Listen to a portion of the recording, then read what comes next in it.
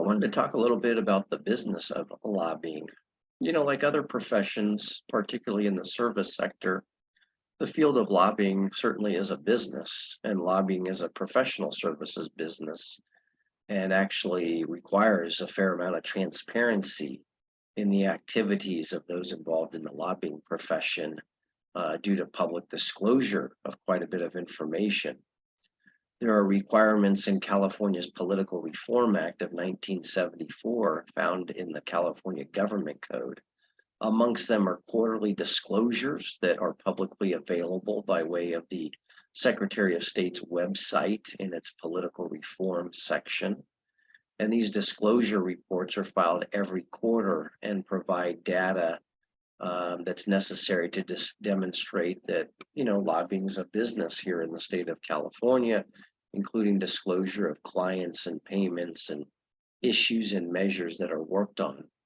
As a result, members of the public, including, of course, the media, are able to access information disclosed by those who lobby, by those who employ lobbyists, and describe what's being lobbied, bills, regulations, how much is paid by folks to lobby, how much is received for lobbying, etc. Now, both lobbyist employers as well as individual lobbyists and lobbying firms disclose this information. And of course, the data can be cross-checked because there are the different filers. Also included are lobbying expenses and gifts and any campaign contributions. Those are also disclosed each quarter. And certainly the data is compiled by the Secretary of State's office and disclosed by the media, usually once a quarter, or at least at the end of each year of a 2-year legislative session. And so the media and members of the public are again allowed to look at who pays and for what and how much they pay and all of that.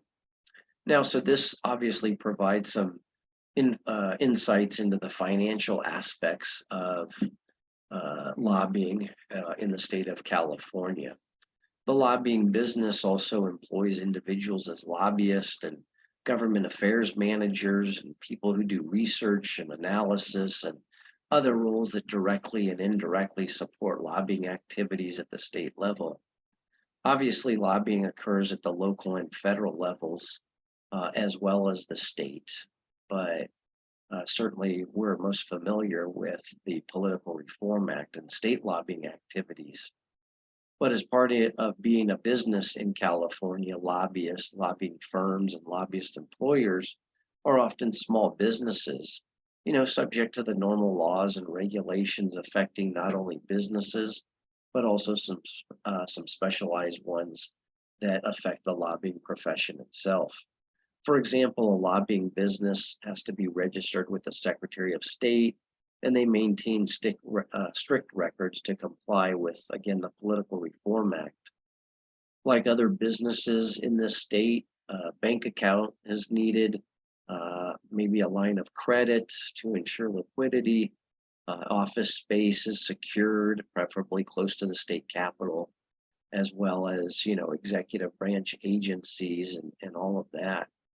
Once you obtain and secure office space, then there's need to obtain things like furniture and computers and phones and other services that might be required to conduct your lobbying business, and even some support staff, those to schedule meetings, perhaps interns, analysts and researchers, computer systems for everything from tracking bills to writing advocacy letters and all of that. So I've always viewed the lobbying business, particularly for the contract lobbyists and their lobbying firms, to be very similar to other small service-based businesses here in the state of California.